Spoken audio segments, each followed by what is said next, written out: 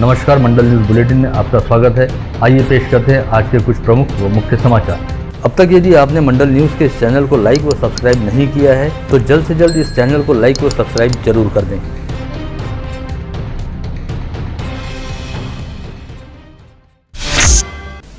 नमस्कार, मंडल न्यूज के सभी दर्शकों को नववर्ष की हार्दिक शुभकामनाएं। हम मंगल कामना करते हैं कि वर्ष 2022 आपके जीवन में सुख समृद्धि के साथ ही स्वास्थ्य एवं शांति लेकर आए। आइए पेश करते हैं आज के प्रमुख समाचार।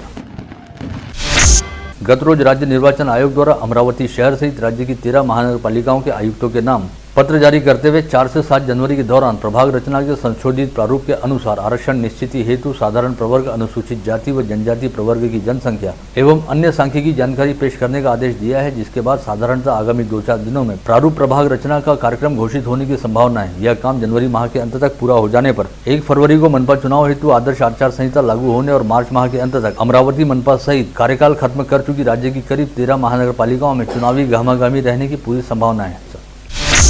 अमरावती मनपा के मौजूदा सदन का कार्यकाल आगामी 8 मार्च 2022 को खत्म होने जा रहा है। इससे पहले मनपा का आम चुनाव करवाया जाना बेहद जरूरी है। राज्य निर्वाचन आयोग द्वारा पहले ही फरवरी 2022 में महानगरपालिकाओं के आम चुनाव करवाए जाने की घोषणा की गई थी, किंतु इसी दौरान सुप्रीम कोर्ट द्वारा ओबीसी आरक्षण को लेकर दिए गए आदेश के चलते नियोजित समय पर चुनाव होने को लेकर कुछ संदेह व संभ्रम देखा जा रहा था। लेकिन अब संशोधित प्रारूप व आरक्षण के रोटेशन के संदर्भ में निर्वाचन आयोग की ओर से जारी आदेश के चलते तय समय पर ही चुनाव होने की पूरी संभावना दिखाई दे रही है।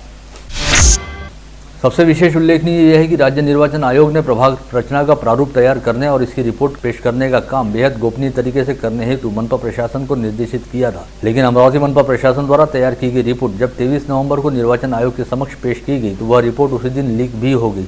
ऐसे में इस प्रभाग रचना सहित इसकी रिपोर्ट लीक होने को लेकर जनप्रतिनिधियों द्वारा मनपा प्रशासन के खिलाफ निर्वाचन आयोग में शिकायत करते हुए नए सिरे से प्रभाग रचना का प्रारूप बनाए जाने की मांग उठाई गई थी। लेकिन अब आयोग ने 30 नवंबर को पेश किए गए प्रारूप में कुछ त्रुटियां रहने की बात कहते हुए उन्हीं त्रुटियों को दूर कर आगामी 5 जनवरी तक संशोधित प्रारूप और रिपोर्ट पेश करने का आदेश जारी किया है, जिसका सीधा मतलब है कि अमरावती मनपा क्षेत्र में नए सिरे से प्रभाग रचना का प्रारूप तैयार करने का काम नहीं किया जाने वाला और इससे पहले लीक हुई प्रभाग रचना के प्रारूप को पूरी तरह से खारिज भी नहीं किया जाने वाला, बल्कि उसी प्रारूप को कुछ संशोधनों के साथ मंजूरी प्रदान की जाएगी।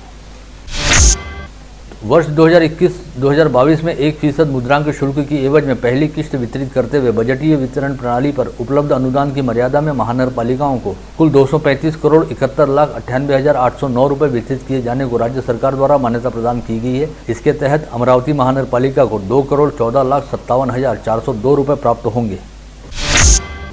आज साल के अंतिम दिन अकस्मात ही राज्य के सामान्य प्रशासन विभाग द्वारा तबादले से संबंधित आदेश जारी करते हुए नासिक के मनपा आयुक्त प्रवीण आष्टीकर को अमरावती महानगरपालिका का नया आयुक्त नियुक्त किया गया है। वहीं अमरावती महानगरपालिका के मौजूदा आयुक्त प्रशांत रोडे का तबादला कर दिया गया है। हालांकि फिलहाल आयुक्त प्रशांत रोडे को तबादले पश्चात नई नियुक्ति नहीं दी गई है और उन्हें नई पोस्टिंग के लिए फिलहाल वेटिंग पर रखा गया है।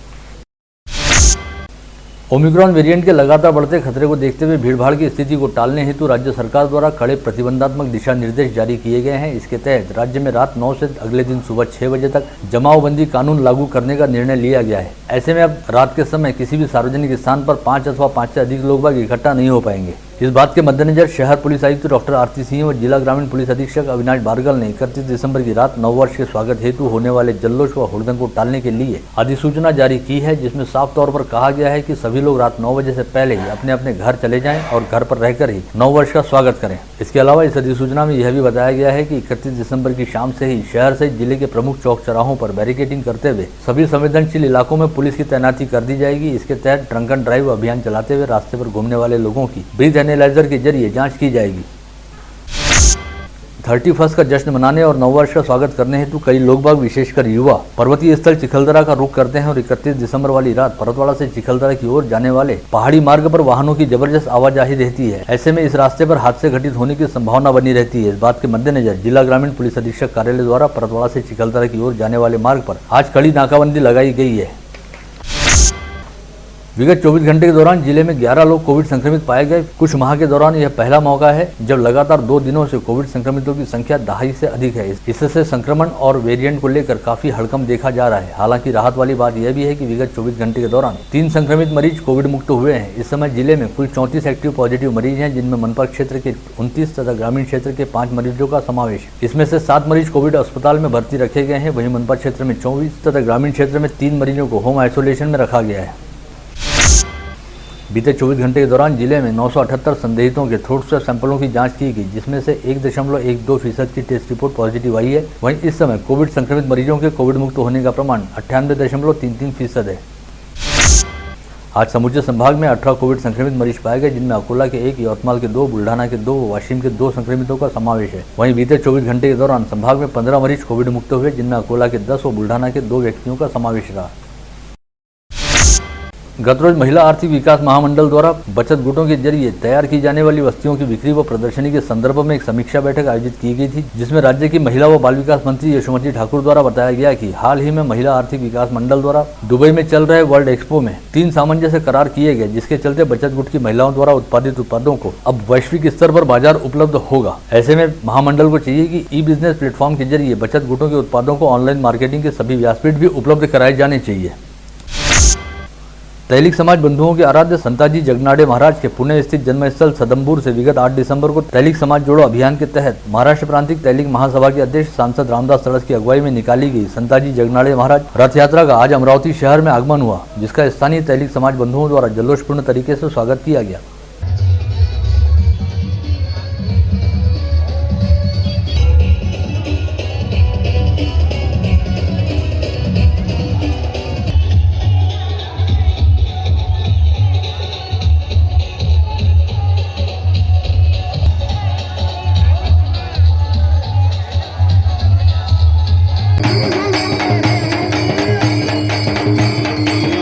इस रथ यात्रा में संताजी महाराज द्वारा लिखित ग्रंथ व उनकी चरण पादुकाओं को भी पालकी में विराजित किया गया है, जिनका स्थानिक तैलिक समाज बंधुओं द्वारा बड़े श्रद्धा भाव के साथ दर्शन किया गया। इस अवसर पर जिले की सांसद नवनीत राणा व विधायक रवि राणा सहित जिले के अनेकों गणमान्य नागरिकों द्वारा रथ यात्रा का स्वागत करते हुए संताजी जगनाड़े महाराज की प्रतिमा का पूजन किया गया।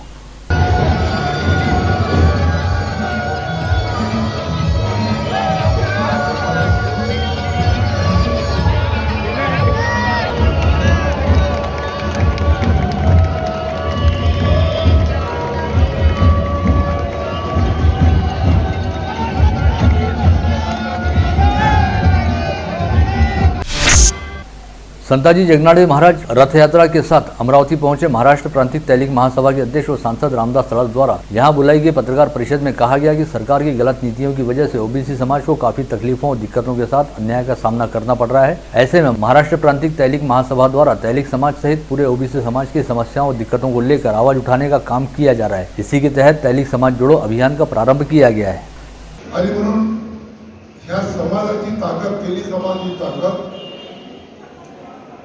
महाराष्ट्र प्रांतिक तैलिक समाज हा पूर्ण महाराष्ट्रभर, तालुका पातळीवर, शहर पातळीवर, पूर्ण महाराष्ट्रभर यांची बांधणी आहे आणि गावागावात त्यांच्या शाखा आहे। हे सर्व संघटन ओबीसीला न्याय मिळण्याकरिता आम्ही ओबीसीच्या या संघर्ष यात्रेच्या माध्यमातून त्यांच्या पाठीमागे उभे राहून जोपर्यंत ओबीसीला न्याय मिळत नाही तोपर्यंत आमचा हा संघर्ष चालूच आहे। आज ओबीसीचं स्थानिक स्वराज्य संस्थेचं आरक्षण दिलं, उद्या शिक्षणाचं आरक्षण जाईल, प्रमोशनचं आरक्षण जाईल आणि मग पुढची पिढी आम्हाला कधी माफ करणार नाही। आणि ही संघटना फार मोठी संघटना महाराष्ट्रात आहे, देशात आहे। देशाच्या पातळीवर 15% आणि महाराष्ट्रात 1 करोडच्या वर समाज बांधव आहे। ही सर्व संघटना आम्ही ओबीसीला न्याय मिळण्याकरिता पूर्ण महाराष्ट्रावर फिरत आहे। विगत कुछ दिनों से शहर सहित जिले में कड़ाके की ठंड पड़ रही है। सर्दी का आलम कुछ ऐसा है कि लोग बाग पूरा दिन स्वेटर मफलर जैसे गर्म कपड़े पहनने के लिए मजबूर हैं। साथ ही कई स्थानों पर तो दिन दहाड़े अलाव भी जलते देखे जा रहे हैं। वहीं सुबह के समय शहर में चहुं और घना कोहरा पसरा दिखाई दे रहा है। ऐसे में कड़ाके की ठंड और घना कोहरा रहने के बावजूद भी लोग बाग इस दुधिया नजारे का आनंद लेने हेतु स्वेटर मफलर पहनकर सुबह के वक्त अपने घरों से बाहर निकल रहे हैं। साथ ही इन दिनों नववर्ष के आगमन का खुमार रहने के चलते कई लोग बाग चिखलदरा जैसे पर्वतीय स्थल पर जाने का प्रोग्राम भी बना रहे हैं।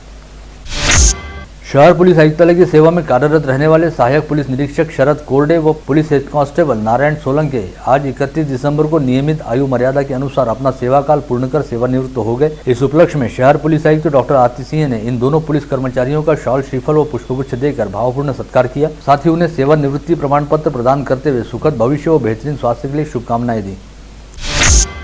मिष्ठान एवं नमकीन के लिए विख्यात प्रतिष्ठान रघुवीर स्वीट्स में आज नववर्ष की पूर्व संध्या पर 31 किलो का शुद्ध शाकाहारी केक सजाया जाएगा। रघुवीर परिवार द्वारा प्रत्येक उत्सव व त्योहार पर शहर वासियों के लिए नए नए उपक्रम आयोजित किए जाते हैं। इसी श्रृंखला में शाम चौक स्थित रघुवीर स्वीट्स में 31 किलो के विशाल केक का निर्माण किया जा रहा है। यह केक 2 दिनों तक आकर्षण का केंद्र रहेगा। पश्चात 2 जनवरी को यह केक काटकर भक्तिधाम में प्रसाद के तौर पर वितरित किया जाएगा। कल नववर्ष के उपलक्ष्य में सुबह 10 बजे रैली प्लॉट स्थित सतीराम मंदिर में महाआरती का आयोजन अग्रवाल सोशल मंच, अग्रवाल महिला मंडल व अग्रवाल सखी मंच द्वारा किया गया है। आयोजकों द्वारा सभी भाविक भक्तों से कल सुबह 10 बजे महाआरती में उपस्थित रहने का आह्वान किया गया है। वहीं कल नववर्ष के उपलक्ष्य में गौरक्षण संस्थान में गौ पूजन का आयोजन राजस्थानी हितकारक महिला मंडल द्वारा किया गया है, जिसमें उपस्थित रहने का आह्वान राजस्थानी हितकारक महिला मंडल की अध्यक्षा उर्मिला कलंती, सचिव रेशु खंडेलवाल व कोषाध्यक्षा राधा अटल द्वारा किया गया है। वरुण तहसील खरीदी बिक्री केंद्र द्वारा तहसील के किसानों की फसल आधारभूत मूल्य पर खरीदने हेतु सरकारी खरीदी केंद्र का शुभारंभ किया गया, जिसका विधिवत उद्घाटन क्षेत्र के विधायक देवेंद्र भुयार के हाथों किया गया। नए साल का स्वागत करने के साथ ही पूर्व केंद्रीय मंत्री व शिवसेना उपनेता अरविंद सावंत के जन्मदिवस पर शिवसेना महानगर की ओर से महानगर प्रमुख पराग गुर्दे के नेतृत्व में आज शहर के सभी महापुरुषों के पुतलों की साफ सफाई कर पूजन किया गया। शहर के सामाजिक कार्यकर्ता सैयद नसीम व उम्मत हेल्पलाइन संगठन के पदाधिकारियों ने आज एक मृत महिला मजदूर का अंतिम संस्कार कर एकता की मिसाल पेश की। यूपी के कुशीनगर से आए भगोरी प्रसाद की पत्नी मुन्नी देवी की बीमारी के चलते पीडीएमसी अस्पताल में उपचार के दौरान मौत हो गई थी। दिहाड़ी मजदूरी करने वाले भगोरी प्रसाद के पास अपनी पत्नी का अंतिम संस्कार करने के लिए भी पैसे नहीं थे। ऐसे में सैयद नसीम और उम्मत हेल्पलाइन ने सहायता हेतु हाथ आगे बढ़ाते हुए इस मृत महिला का हिंदू रीति रिवाज के साथ अंतिम संस्कार करवाया। केंद्र सरकार द्वारा नए साल में कपड़े व रेडीमेड पर 12% जीएसटी लगाने का निर्णय लिया गया है। यह जीएसटी 5% ही रखा जाए। इस आशय की मांग को लेकर Amravati wholesale readymade hosiery association की ओर से जिलाधीश को निवेदन दिया गया, जिसमें कहा गया कि 12% जीएसटी होने से अमरावती सहित समूचे देश में कपड़ा, रेडीमेड व साड़ी का व्यवसाय खत्म हो जाएगा और यदि जीएसटी को बढ़ाने का फैसला वापस नहीं किया जाता है तो फरवरी माह से सभी व्यापारी अपने प्रतिष्ठान बंद रखते हुए बेमियादी आंदोलन करेंगे। गवर्नमेंट ने 5 की जगह पे 12% किया है, जो उसका हमारा पूरा टोटल विरोध है। कारण ये है कि कोरोना से पहले व्यापार ख़त्म है, उसके बाद महंगाई बढ़ी हुई है, लोग बीमारी पे खर्चा नहीं कर पा रहे हैं तो कपड़े कहाँ से लेंगे। और 12% होने से और महंगा होने से धंधा पूरा चौपट हो जाएगा। भरना तो उनको पड़ेगा कस्टमर को, लेकिन उनका हम सोच रहे हैं महंगाई होने के कारण नहीं होना चाहिए। सरकार ने 5% रखना चाहिए ताकि हर कोई पूरे देश भर में बिजनेस कर सके। ये हमारा 12% का विरोध रहेगा। अगर ये नहीं मानेंगे तो हम फरवरी में, मार्च में आंदोलन करेंगे, पूरे मार्केट बंद करके। महाराष्ट्र पुलिस व पुलिस आयुक्तालय की ओर से आम नागरिकों के लिए ऑनलाइन सुविधा सिटीजन पोर्टल वेबसाइट शुरू की गई है। सिटीजन पोर्टल का लाभ लेने का आह्वान शहर पुलिस आयुक्त डॉक्टर आरती सिंह ने करते हुए कहा कि अब सिटीजन पोर्टल के जरिए शहरवासी घर बैठे ही अपने कंप्यूटर, लैपटॉप व मोबाइल के जरिए पुलिस में शिकायत दर्ज करा सकते हैं। चैतन्य कॉलोनी परिसर स्थित Poonam electronic sofa and chairs नामक शोरूम से 2,07,50,000 रुपए का माल चुरा लिए जाने को लेकर शोरूम के संचालक अमित अनिल अग्रवाल द्वारा फ्रेजरपुरा पुलिस थाने में शिकायत दर्ज कराई। साथ ही इस मामले में अमित अग्रवाल ने अपने चाचा संजय अग्रवाल, देवेंद्र अग्रवाल, राजकुमार अग्रवाल व 2 चचेरे भाई चेतन अग्रवाल व यश अग्रवाल सहित कुल 12 लोगों के खिलाफ चोरी का आरोप लगाया है। फ्रेजरपुरा पुलिस इस मामले की जाँच कर रही है। भातकुली थाना क्षेत्र के दाढ़ीपेड़ी गांव में रहने वाले गजानन पचारे पर गांव में ही रहने वाले सूरज तेलमोरे ने चाकू मारकर उसे गंभीर रूप से घायल कर दिया। इन दोनों के बीच केवल 10 रुपए के लेन देन को लेकर आपसी विवाद हुआ था। भातकुली थाना पुलिस मामले की जांच कर रही है। अमरावती ग्रामीण पुलिस अंतर्गत वरुण पुलिस थाना परिसर में रहने वाले कुख्यात पेशेवर अपराधी दीपक उर्फ फंटिया कावनपुरे को जिलाधीश पवनीत कौर के आदेश पर एमपीडीए के तहत सेंट्रल जेल रवाना कर दिया है। फंटिया कावनपुरे पर जबरन डकैती, चोरी का प्रयास, फिरौती मांगने और किसी पर भी जानलेवा हमला करने सहित अवैध रूप से हथियार रखकर धमकाने जैसे कई संगीन मामले दर्ज हैं। तलेगांव दशासर थाना पुलिस ने गुरुवार को तलेगांव बस स्टॉप पर नाकाबंदी करते हुए अवैध रूप से दुपहिया से शराब की ढुलाई कर रहे शराब विक्रेता को हिरासत में लिया। शराब विक्रेता का नाम बाबूगांव तहसील के कोठा फतेहपुर निवासी महादेव हटवार बताया गया है।